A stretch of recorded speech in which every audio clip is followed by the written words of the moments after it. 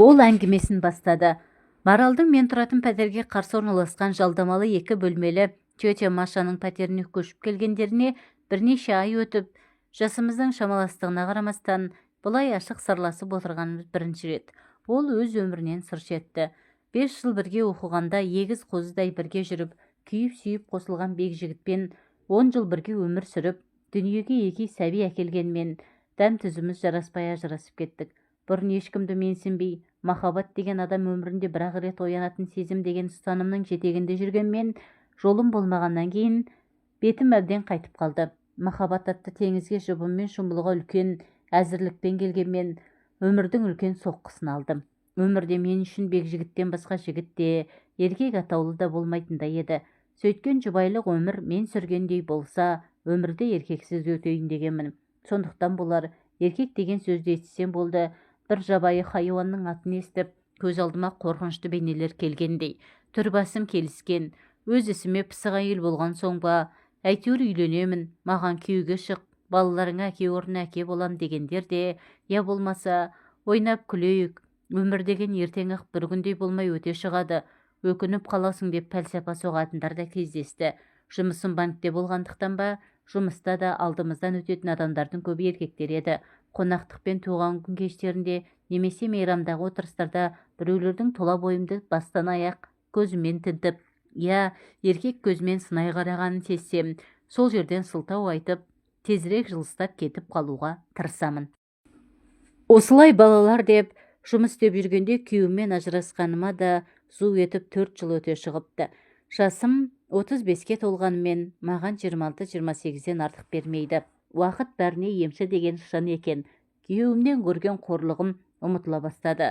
Түн баласы азапқа түсе бастадым. Әсіресе махаббат, еркек пен әйел қатынасы туралы кітаптар оқып, телевизордан түнгі сеанстарды көрсем, төсегімде қырық аунап ұйықтай алмаймын. Өмір бойы әкеммен тұрып, оған тас қорғандай арқа сүйеп келген шешем де мені күйеусіз өліп қалатындай көріп, әйел 40 шырақты деген, бір шырағың сөнсе басқасы бар, бетіңнің әрі барда сенімді біреуді тауып ал, айналаңда жігіттер шыбында үймелеп жүр, балалар саған қол байлау болмайды, өзім бағып өсірем деп, шыбынша үймелегендердің 2-3-еуінің жақсы жақтарын жеткізіп, тек мен тиген жағдайда қиналмай-ақ түзеліп кететін кемшіліктерін айтып, жілікше шаға бастайды. Бір балаға зар болып жүрген дос келіншегім Қарашашта, жоқ бекзаданы күткенің жетер, жерге түссеңші, ана жынды байсымағың басыңды ешкімге қарамайтындай дуалап қойған ғой, дейді.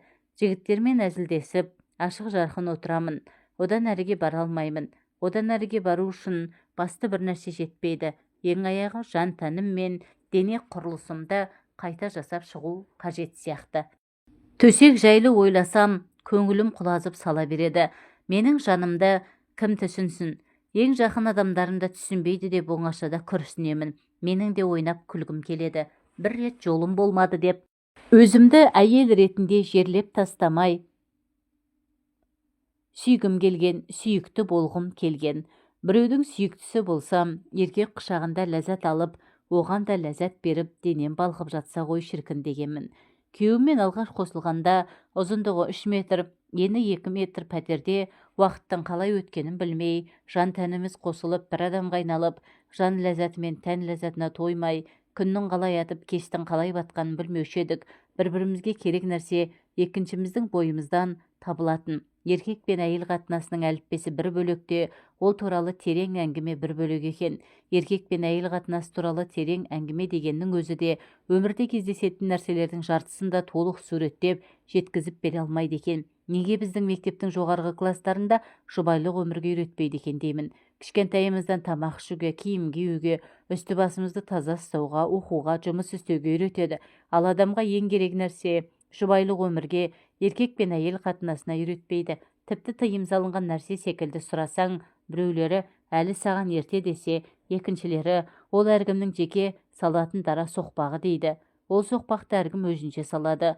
Ол ғылым болса, оны әркім өзінше оқып үйренеді. Біреу кітаптан, біреу көшеден, біреудің айтқанымен, оған дағдыландыратын да біреу жабайы түріне, біреу әдемісіне, біреу ерте, біреу кеш үйренеді екен. Өз соқпағын табамын деп адасып, қателесіп жатқандар қаншама. Менің қолымда билік болса, Күйеулерімен тату-тәтті тұрып жатқандарды да, 20 жастағы әйелдерді де бір бөлек, 30-дағыларын бір бөлек, 40-тағыларын бір бөлек үйретіп оқытса, тәжірибе алмасса, туындаған сұрақтарға бірге жауап берсе, көп мәселе шешілер еді. Еркек пен әйел арасындағы түсінбеушіліктер болмас еді, ажырасулар да аз болар еді. Балалар әкелері бола тұра тірі жетім атанбас еді деп ойлаймын. Көп проблема түсіністікпен, түсіне алмаудан, түсініскісі келмегендіктен туындайды емес пе? Жеңгеңнің, әкпенің, ененің ақыл кеңестермен шектеліп қалмау керек. Себебі бір үйдің, бір ауылдың әйелдеріне ұят көрінетін нәрсе екінші үй мен екінші ауылдың әйелдеріне ұят емес, қалыпты жағдай болып көрінуі мүмкін. Бұл мәселеге де кеңірек бір ауыл не бір облыстың шекарасында емес, одан да кеңірек қарау керек секілді. Мен күйеуіммен ажырасып кетуіме себеп, мен 15 жыл бойы қаншалықты сүйсем, 15 жыл бірге тұрған уақыт ішінде жақын біле келе соншалықты жек көріп кеткенмін. Біздер кездесіп бірге қыдырып жүрген кезімізде ол маған тек жақсы жағынан көрінуге тырысқан, мен де оны тек жақсы жағынан көруге тырысыппын. Ал екінші себеп арамызда еркек пен әйел арасындағы гармонияның, яғни үйлесімділіктің жоқтығынан да еді. Онымен төсекте әйелі болғандықтан, амалсыздан жұбайлық міндетімді өтеу үшін жататынмын. Ол өз қызығымен өзі болып жатқанда, мен оның бір қажет затының міндетін атқарып, ештеңеге араласпай, жұмысын қашан бітіреді екен, тез бітірсе екен деп жататынмын. Кейде тезірек ұйықтап қалса екен деп, үй шаруасын істеп жүріп аламын. Бірақ ол ұйықтамайды. Оның айтуынша, артық энергияларын шығарып алмай, ұйқысы келмейді екен. Одан қалса түнде де таңертең де мазалайтынын қайтерсің. Дүниеге бірінші сәбиім келгеннен кейін төсек мәселесі маған тозақ секілді көрінді. Еркек десе, артынан төсек мәселесі қылтиятынын білетін маған біреуді тауып алу қайдан. Еркектердің бірі жақсы көретінін, бірі үйленгісі келетінін айтса, кейбірі мені тоқал ретінде алып, бөлек отау жасайтынын, ақшадан да басқасынан да кемдік көрмейтінін айтып шаршады. Соңынан кейбіреуі неткен салқын әйелсің деп теріс айналса, күдер үзбеген кейбіреулері 3-4 жыл осылай тып-тыныш жетегіңе намаз оқып жүресің бе деп, дені сау, өзі сұлу әйел, әншейін ішкі мұңын сыртқа шығармай жасырады да деп, аяушылық білдіргендей болады. Өмір, табиғат заңы өз деген істетеді ме? Әлде өзімдей дос құрбыларымның сөзі қамшы болды ма? Мен біреуді іздеуге бел шеше кірістім. Үйленемін дегендердің бірімен бірінші рет төсектес болып едім. Ертеңіне ол мені меншіктеп алып, мен сені ұнатамын, төсекте де ұнайсың, үстіңе бір түсті көйлектер киіп жүр, мен көйлектердің клеткасында, полоскасында ұнатпаймын деді. Менің қандай түсті көйлектерді ұнататынымды да сұраған жоқ. Оның үстіне бір түсті көйлектерін әкеліп тастағандай сөйлейді. Оның осыдан кейін ұнатпайтынымды да, төсекте де ұнамайтынын айтқан жоқпын. Тек қош бол, енді хабарласпа дедім. Енді үйленемін дегенді қойып, олар мені меншігін заттай көретін секілді, тіпті олардың талғамымен киінуді де талап етпек. Ал мен өз басымның ерікті болғанын қалаймын. Ойнап күлейік дейтіндерді көрейік дедім. Олардың бірі, әбекең, ресторанға барамыз, әдемі киініп отыр, алып кетемін деген соң, барымды киіп шыққанда ол нағыз қыз жібектің өзі болыпсың ғой деп, ризашылығын жасыра алмаған. Қымбат шетелдік машинасымен бір ресторанға апарды. Онда шу көп екен, музыкасы да кілең орысша деп екіншісіне апарды. Әбекеңнің де танымайтын кісісі жоқ екен. Мұнда да алғашқы ресторандағыдай біреулермен жапырлап амандасып жатыр. Онда қымбаттығына қарамай тамақ мәзірі мәз емес екен деп, ақыры ортанқол кафеге отырдық. Бірнеше жұма онымен дружить етіп жүріп, төсектес болғанда, 40-қа толмаған кәсіпкер жігітке сезім де әйел де керек емес, тек сұлу нақсүйері, не екінші әйелі бар деген атақ қана керек екенін түсініп, онымен де бір жола қоштастым. Шыбынша үймелегендердің ішіндегі екеуінен көңілім қалғанымен, үшінші бойдақ ажырасқан еркекпен. Мен саған не үшін керекпін? Байы жоқ әйел болған соң коллекция үшін керекпін бе деп төтесінен сұрадым. Ол да жігіт екен, мәймөңкелемей берген жауабына шалғаннан сөз жаздадым. Мен секстің әр түрімен айналысқым келеді. Видеолардан көргендерді істеп көрсем деймін. Еркек пен әйел төсекте бір-бірінің қалағанын істеуге әзір болса ғана төсек қатынасының мәні ашылады деді. Мен мұндай пікірге келіспейтіндіктен экспериментке бара алмайтынымды білдірдім. Еркек пен әйелді төсек қатынасына апаратын жол меніңше өзі өзінен еш әзірліксіз оянған сезімнен кейін табиғи түрде пайда болуы керек сияқты. Сөйтіп аз уақыттың ішінде 3 еркектің атын сызып тастап, жақсы еркектер әйелдерінің қасында ешкімге қажеті жоқ жаман еркектің маған да қажеті жоқ деп өзімнің интимдік өміріме моратория жариялап алаңсыз тірлігіме кірістім. Тіпті еркек жігіт дегенді бойымнан да ойымнан да өшірген секілді едім. Енді тек бар ойым жұмыста болады, карьера жасаймын деп бекіндім. Бірақ бәрі Құдайдың қолында деген рас екен. Жылы күздің жексенбісі еді. Балаларды мамам апарып тастап үй дәптеуге кіріскенмін. Кешқұрым әрең бітіріп қатты шаршап тұрсам да моншаға баруым керек болды. Оның кешкі сағат 10-ға дейін істейтінін білемін. Әрі үйден алыс болмаған соң әрі кір денеме таза киім киемін бе деп сол күйі кір киіммен бара салдым. Үстімде әктен жағал-жағал кофта, төменгі жағында трико шалбар, басында кепештеп байлаған көнетоз орамал. Моншаға келіп ентігіп ішке кірсем, кезекте бірталай адам отыр екен. Моншаның бірнеше жеке кабиналы душы бар. Соған билет алып, мен де сол орынға жайғастым. Қарсы бетте 4-5 еркек кезекте отыр. Үстімдегі лас киімнен ыңғайсызданып, төмен қарап отырсам да, біреудің мені бақылап отырған көзқарасын сездім. Неге екенін қайдам, сірә лас киімнен ұялған болуым керек. Бұл не қылған адам деп басымды көтеріп қарауға да батылым жетпеді. Ішімнен өзіме ренжіп, әшейінде аттылыға жол, жаяуға сөз бермейтін өжеттігім қайда кеткен деймін. Кезегім келгенде ешкімге көз салмастан душқа кіріп кеттім. Рахаттанып душқа тиесілі 45 минут шомылып, шашымды сәл кептіріп, есік алдына шықсам, түн тастай қараңғы екен. Кісі аяғы басылған, көше қорқынышты. Көзімді қараңғыға сәл үйретіп алып, бір аялдамадай жердегі үйіме асықтым. Қатты шаршағандықтан ба, әлде көше асфальтының ойдым-ойдым жерігін әліме бір кезде сол аяғым кілт етіп оңбай құлап түстім. Көзімнен жас ыршып кетті. Қараңғыда ешкім көрмеді деп қуансам да, екінші жағынан тұра алмағаным жақсы емес еді. 1-2 минуттан басыма сан түрлі ойлар келді. Ешкім білмей жатып қалсам қайтемін. Біреулер ұрынса қайтемін деп уайымдадым. Бар күшімді жинап тұра беріп едім, жан даусым шығып кетті. Осыдан соң жақын жердегі аялдамадан біреудің сұлбасының маған қарай бет алғанын байқадым. Бойымды қорқыныш биледі. Жақындай бере тартып келе жатқан темекісін аяғымен басып өшірді. Өзімше намыстанып түк болмағандай бір аяғыма бар күшімді салып тұра беріп едім. Қозғалмаңыз деген ақырым болса да нық әмірлі дауыс естілді. Не ойларымды білмей, айналамды қолыммен сипалап тас іздедім. Не болса да қорғанып бақпақпын. Жақындаған ол менің ойымды түсінгендей, қорықпаңыз, сол аяғыңыз ғой, қане, оған күш салмай тұрып көріңізші деп мені демеп тұрғыза бастады. Бүкіл жан дүниеммен оның бет жүзін көрмесем де, бұл адамның моншадағы кезекте мені көзімен бағып сынай қарап отырған еркек екенін сездім. Қалай қолтығымнан демесе де, менің жүре алмайтыныма көзі жетті ғой деймін. Тұратын жерімді сұрап алып, қол дорбасын маған ұстатып, мойнымда мықтап ұстап ал деді де көтеріп алды. Өзімді ет жеңді болмасам да, біраз салмағым бар деп есептейтін мен, басқа шара жоқтықтан ба, әлде бейтаныс жанның аяқ астынан келген қамқорлық ұнады ма, айтқанын не кетпедім. Ол алқына дем алып, адымдап жүріп келеді. Өз ойларымен алысып келе жатқанымда, енді қалай қарай жүреміз деген дауыс естілді. Дауысы бар ғой, ондай дауысты естісең, айналарыңның бәрі бей-жай, мамыражай тірлік орнай қалғандай әсер етеді. Адамның даусының соншалықты әсер ететінін бірінші рет көріп тұрмын. Бір аялдамадай жерге көтеріп келген адамның алдында енді мен ыңғайсыздандым. Үйге кіріңіз, шай ішіп кетіңіз деп, бір жағынан аурудан, бір жағы ол сөздерді әншейін тек бергі жағымнан сыпайылық сақтап айтқаным үшін өзімнен өзім ұялып зорлана күлімсіредім. Ішімнен қайдағы шай деймін. Үй іші астан кестең. Бұрын жарған әгейісі маған ұнағанымен оған ұнамауы мүмкін.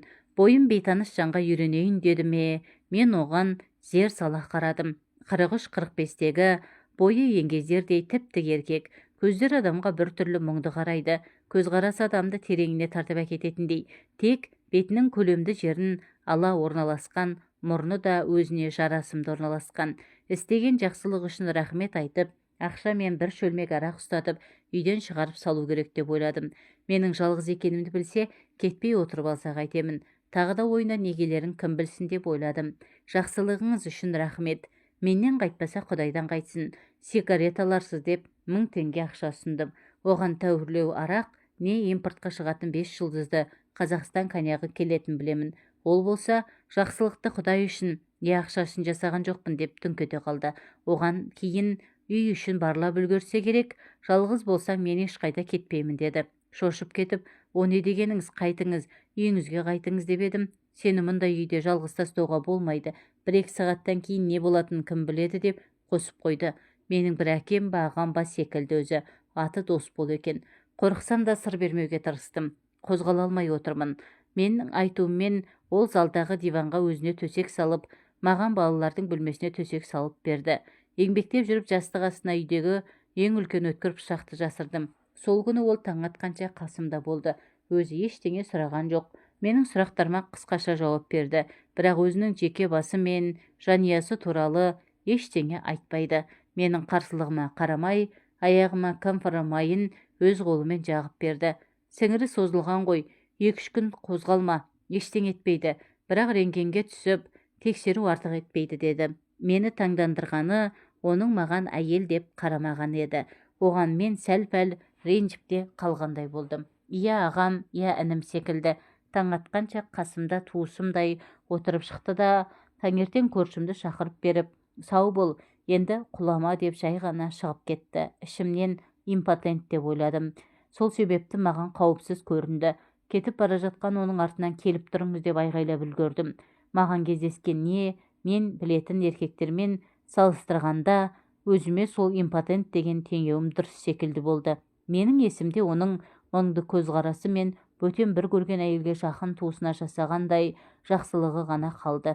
Иә, сосын шамамен 4-5 аялдама жерде тұратынын айтқаны есімде. Арада бірнеше ай уақыт өтті. Балаларымды мамама апарып дос қызымның туған күніне барғалы жатқанмын. Бұл уақытта тағы бір шыбынша үймелегеннің атын сызып үлгердім. Есік қоңырауы қалғанға ашсам, моншадағы танысым Досбол екен. Жұмыс бабымен ұзақ уақыт іссапарда болыпты. Аяқ астынан батылданып, туған күнге бірге барайық дедім. Жанұясы туралы ештеңе айтпаса да, әлде бір ішкі түйсік арқылы әйелсіз тұратынын сезгенмін. Оның үстіне істеген жақсылығы да менің тарапымнан өтеусіз қалған.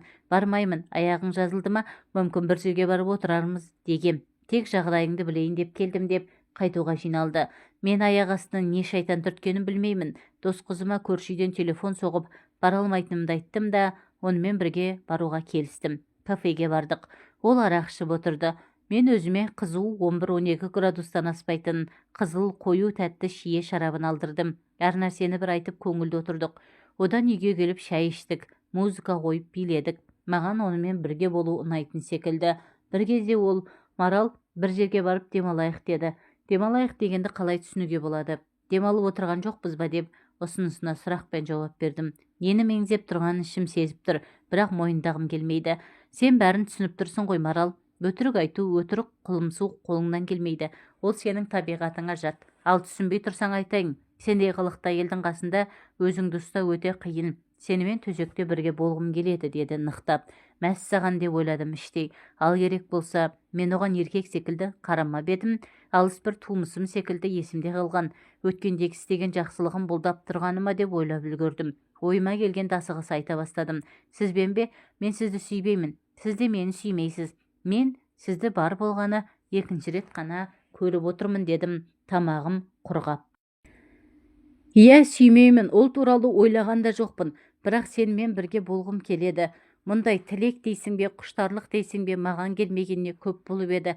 Ал сенің менімен бірге болғың келетінін көзің, жантаның бәрі айтып тұр. Тек аузың ғана басқаша сөйлеп тұр. Адамдардың аузынан шыққандарының 90% өтірік. Сен айтып тұрған сөздерің сол 90%-дің ішіне кіреді деді. Жақсы психолог қой мынауың. Жанымда арпалысқан ашу, ызама, кеудемде көтерілген әлде бір толқындар баспақ болып, ішімнен нахал дедім де, оның айтқандарына мән бермеген болып, музыканы ауыстырып бұрыла беріп едім. Ол артымнан келіп тұр екен. Бетпе-бет келіп қалдым. Ыстық демі өртеп барады. Тап басып айта алмаймын. Әйтеуір бойында елді иліктірердей күш бар. Ол құшақтай алып ерніме жабысты. Тұла бойым тоқ жүріп өткендей дір ете қалды. Әйел деген 35 жаста да 18-дегідей күй кешеді деп ойладым. Аздан кейін ыстық пеш қасында отырғандай сезініп, көздерім жұмылып, аяқтарым басудан қалып, буындарымнан былқ-сылқ етіп ырқымнан шығып бара жатқанын аңғардым. Екеуміз де бір-бірімізді сүймейміз. Сонда қалай төсекте бірге болмақшымыз деген ой санамды жаулап алды. Алдымдағы еркектер ең болмағанда мені сүйетін секілдеді. Олардың біреулері ұзақ, біреулері қысқа уақыт сездіріп жүретін. Ал мынау болса тас төбемнен түсіргендей сүймеймін, ол туралы ойлағанда жоқпын дейді ғой. Ал керек болса, Сексті еркек пен әйелдің арасындағы ең болмағанда бір жақты сезімнің соңғы шегі деп есептейтін маған бұл қылықтарымыз өте ерсі көрінгенімен маған неге жағып бара жатқанын білмеймін. Жан тәніме билігімді жүргізуден де қалып бара жатқан соң мейлі Құдай өзі бір кешірсін деп бір көптен аңсаған ләззаттың құшағына батып бара жаттым. Ол мені соғыссыз алған жауындай, сол жеңісінің церемониясын ұзаққа созғысы келгендей аялай аймалаған күйі сүйе берді. Соршы дегендей тілін тықпаламай, не кейбір еркектердей жұлып алардай сормай, еркін, әдемі, жұмсақ сүйеді екен. Мен бір би білмейтін жас биші секілдімін, ал ол әдемі бір бидің бар қыр-сырын жетік білетін мұғалім секілді. Өзіне тән махаббат би алаңына жоқ екеуміз де бір-бірімізді сүймесек, қандай махаббат болушы еді, секс дейміз бе? Әйтеуір еркек пен әйел арасындағы қатынастың би алаңында мені дөңгелетіп бара жатты. Бір қатты сусап келіп, мөлдір бұлақтан құныға су ішіп жатқандаймын. Бір мөлдір бұлақтың зәм-зәмін құныға жұтудамын. Айналам дөңгеленген ғажап дүние, көгілдір жасыл сәулелерге толы, мені тереңіне тартып барады. Есімді сәл жинаған сәтте, неғып мені шешіндірмейді, әлде өзім бастап шешуім керек пе деген ой жылт етті. Марал, жүр, кейін кеттік деді. Сөзді естігенде шын дүниеге қайта оралдым. Ол ентігіп тұр. Шаштары қобырап кеткен, мұңды көздері тұнжырай қарамай жалт-жұлт етеді. Осыдан 5, әлде 10 минут, әлде жарты сағат бұрынғы дос бол емес, басқаша күйге түскен. Оның бойынан 25-тегі жігіттің екпіні де, өз күшіне сенімділігі мен өз ісіне деген мығымдылық та, мені көздерімен ішіп жеген еркекті құштарлық та атмосфераны жайлап алған. Жанасқан нәрсені ертіп жіберердей қызулық та бар, және көздеріне бір іштей арпалыстың отында шалып қалдым. Неге басқа жерде дедім, оның құшағынан ажырағым келмей. Мен шалбар киіп жүрген еркек емеспін бе? Сені төсекке шақырған соң, сондықтан я менің үйіме, я қонақ үйге барамыз. Жоқ, осы жерде. Маған сенен басқа еш нәрсенің де, ешкімнің де керек жоқ деді ұйқылы ояужандай. Бір минутта жаңағыдай ләззатты шақтан ажырағым келіп тұрған жоқ. Менің ердім оның еріндерін өзі іздеп тапты. 35-ке келгенше еркекті өз бастамаммен сүйгенім осы шығар. Ал қолдарым ақылдың тыйым салғанына қарамай, оның көлегінің түймелерін ағыта бастады. Оның қай кезде астымызға көрпе төсегенін қайдам. Мен аймалауын жалғастырып шешіндіре бастағанда, ішімде арпалыс жатқан екі сезімнің бірі жеңіп, әлсіз қарсылығымды да қойып, оның әрекеттерінің үнсіз қоштаумен болдым. Денем күйіп жанып бір белгісіз әлемге тап болғандаймын. Япыр-ау, мен де бәлем жыл күйеуде болған әйел дейді-ау, ал мынандай ғажап әлемге, тәтті кезеңге тап болуым бірінші рет. Өзімнің еркімнен тыс, оның бұлшық еттерін сипалап, төсінен аймалап жатқанымды сеземін. Өзіме өзім ұқсамай кетіппін ғой деп ойладым. Мас адам секілдімін, бірақ 2-3 сағат бұрын ішкен әлсіз шараптың қызуы баяғыда кетіп қалған. Арамызда ең болмағанда бір жақты да сезім жоқ. Оны екеуміз де мойындағанбыз. Сонда неге маспын деймін. Шынымен мен оны жақсы көріп қалған мынау деймін. Адамды білмей тұрып жақсы көру мүмкін бе дейді. Екінші ойым. Мынау сорлы денемнің еркіме көнбей, неге былқ-сылқ ете қалғанын түсінбеймін. Аузыма біреу тәтті келіп, дәмін жаңа тата бергенде қайта тартып алардай шыдамсызданамын. Неге бастамай жатыр? Менің тілегімді түсінбегені ме? Мұндай кезде қимылыңа бақылау жасамайсың ба? Әлде ұят деген бір жаққа кетіп қалады ма? Әлде табиғат заңының алдында адамдар әлсіздігін мойындайды ма? Менің қолдарым еріксіз оның денесін сипалай бастады. Менің қолдарыма бүкіл жан тәнім ғана емес, бүкіл табиғат, айналамдағы қызылды жасылды шықындар мені өртеп, жалынға орап талықсып жатқан әлде бір күш барлығы қосыла менің қолдарыма әмір еткендей. Оның бар күші сыртына шығып тұрған мүшесі менің сезімге мас болғанымды күтіп тұрғандай, аңсаған тәніме жақындап, бірер секундтардан кейін екеуміз бір адамға айналып кеттік. Мұндай да рахат болады екен-ау. Мен 10 шақты жыл әйел болып, бір еркекке бірнеше жыл әйел болып, 3 еркекпен бір реттен болғанда, еркек пен әйел қатынасының мұндай тілмен айтып жеткізе алмайтын ғажайып тәтті жақтары болатынын неғып білмегем, көрмегем, сезбегем, оқымағам. 62 тамырым иіп, селдеген сезім бүкіл жан танымның еш қалтарыс қуысын қалдырмай қантып алып бір құсар қайнауда. Өмірімде бірінші рет миымда бос болып, ешқандай проблеманы ойламай, тек қана әйел болдым. Ол екеуміз ғажайып бір әлемде жүргендейміз. Тек ғажайып әлем және еркек пен әйел ғана бар. Екеуміздің жан тәніміз бірігіп кеткен сондай, ажыраса алар емеспіз. Ол маған көбірек ләззат сыйлағысы келеді, ал мен оған қалай ыңғайлы жақсы болады деп ағына жығылудамын. Ондай әрекетті мені өлтірем деп қорқытып бұйырып та, көп ақша беріп те істете алмас еді. Ал бойыңды өртеген әлде бір селдеген сезім есіңнен айырып, не істеп не қойғаныңды білмейді екенсің. Ол менің ең бір жақын, ең бір аяулы адамыма айналған.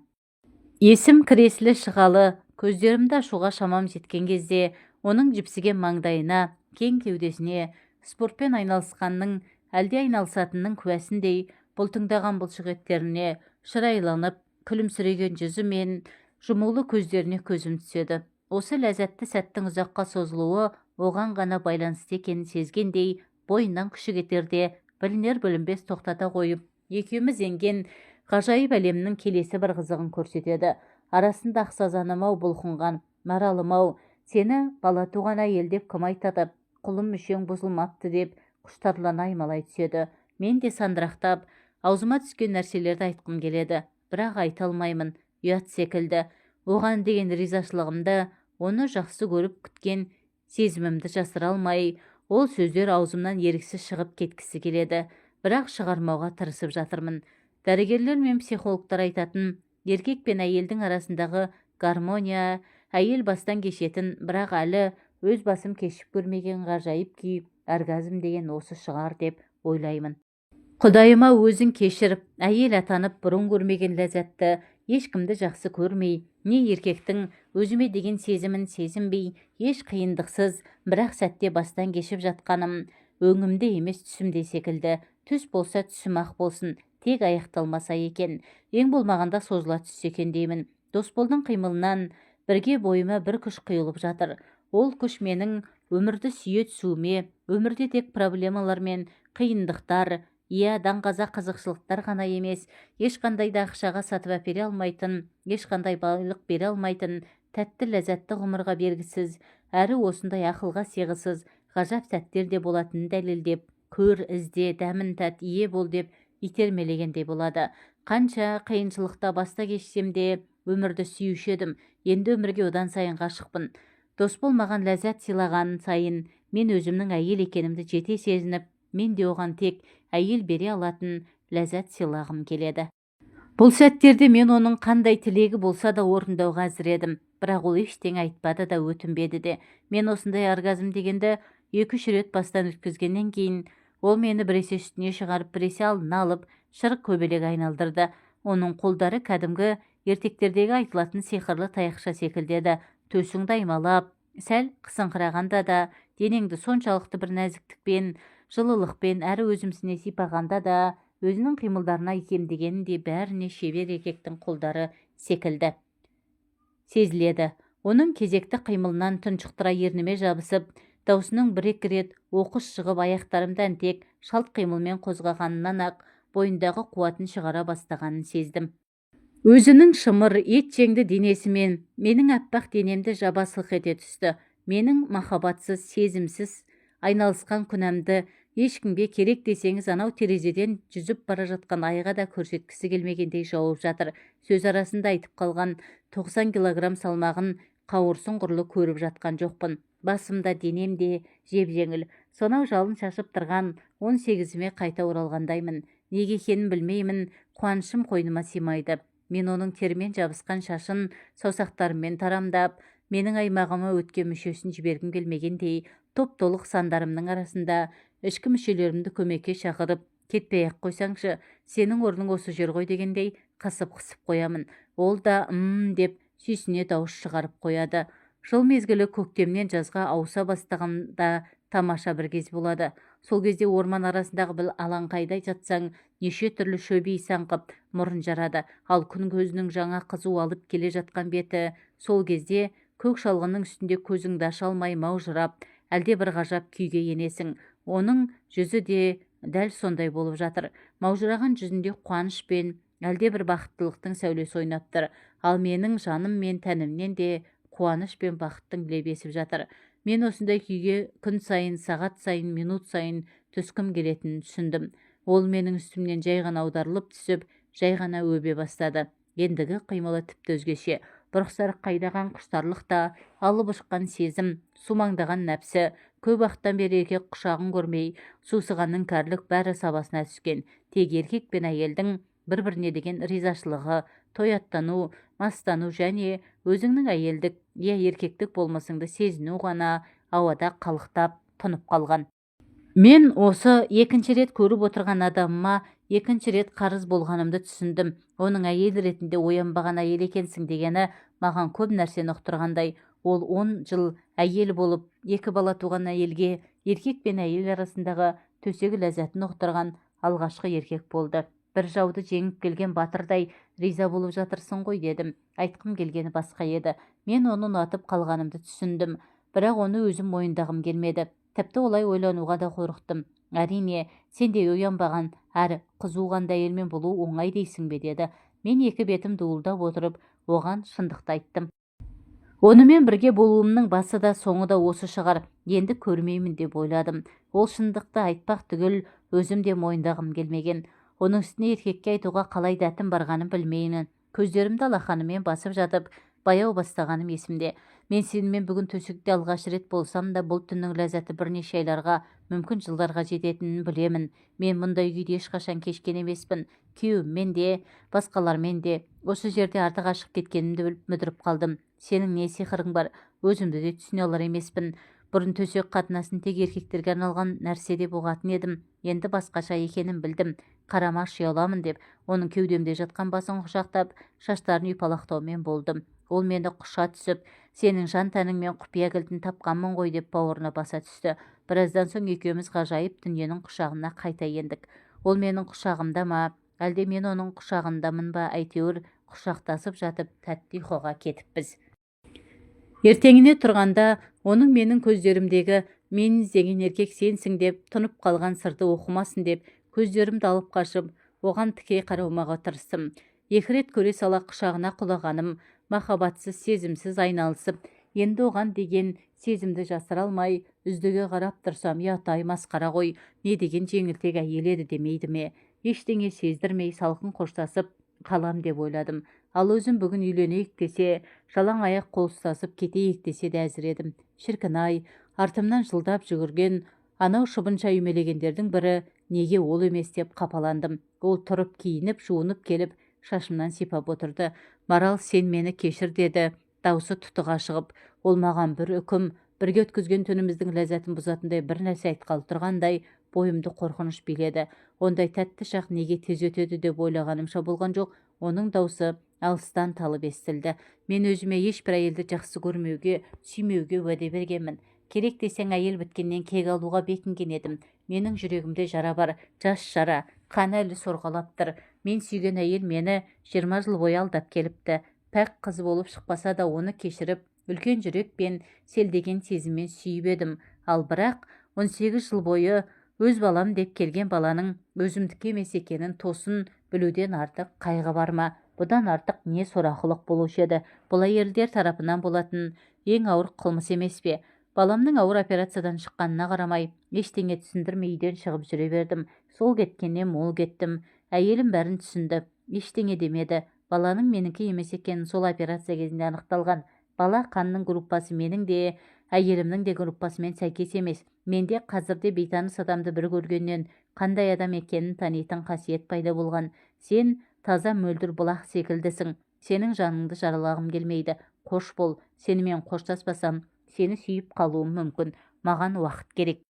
Мен сеннен емес, үлкен сезімнен қашып барам. Мен енді ешкімді сүйгім де, жүрегім мен жанымды қинағым да келмейді. Хош. Ол есікті жаппастан шығып кете берді. Артынан тұра жүгіргім келген. Ойыма келген әлдебір нәрселерді айтқым келген. Қасымда қал дегім келген. Саған маңдайы торсықтай ұл туып берем дегім келген. Қиын сәттерде оның мойнына асылып, қорғанышым барын сезініп, құшағында тұрып шағынып жылап алғым келген. Қуаныштарымен бөліскім келген. Ол жұмыстан келгенде анамның үйренгенің өзіңе жақсы, істегенің бізге жақсы деп үйреткен тамақ түрлерін алдына қойғым келген. Соңғы кезде қойып кеткен қасы көзімді сәл бояп, әдемі иіс су жағып, қасында жайнап жүргім келген. Бірақ оның бірін де айта алмадым. Әлде айтқым келмеді, әлде тыңдайтынына сенімді болмадым. Ол кетісімен есікті жауып, неге екенін білмеймін, қатты жылап қала бердім. Еркектердің өздері түгіл көлеңкелерін де көргім келмейді, аттарын да естігім келмейді. Мен Досболды бір жерден шыға келеді ме деп әлі күнге күтіп жүрмін. Моншаға барған сайын оның көзқарасын іздеймін. Қиналған сәттерімде де оны іздеймін. Қол ұшын созып білік қалтарыстан шыға келетіндей. Түндерде де кірпіктерім айқаспай, тек соның құшағын аңсаймын. Балаларымның әкесі де сол болса деймін. Айлар өтіп жатыр. Одан күдерімді үзгім келеді. Өзіме өзім күн сайын есеп бергенде, біз махаббатсыз тек осымен айналыстық қой деп жұбатпақ боламын. Сол түннен бері кеудемде пайда болған жалынды өшіре алмай, өзіме өзім ызаланамын. Бірақ бір нәрсені анық сездім. Маған одан басқа ешкім керек емес. Шыбынша үймелегендермен болмақ түгілі, сынамақ түгілі аттарын да естігім келмейтін болды. Досболдың бір келетінін жан дүниеммен сезіп, әр күнімді үмітпен қарсы алып жүрмін. Келмесе іздеймін, оны табуға белімді бекем буғамын. Ол 4-5 аялдама жерде тұрамын деген білдірмей кездейсоқ кездескен боламын. Оны сүйетінімді қалай да ретін тауып білдіремін. Сүйетінін айту тек жігіттерге ғана тән бе? Оны айтуға тек еркектердің ғана құқығы бар ма? Сүйетініңді білдіру қылмыс емес қой. Мен Досболды тауып, бір-біріміз үшін жаралған жандармыз деймін. Оны іздеп тауып, қосылатынымызға сенімдімін. Сәл кештеу болса да, біздей жандардың бір-бірін жолықтыратыны қандай бақыт.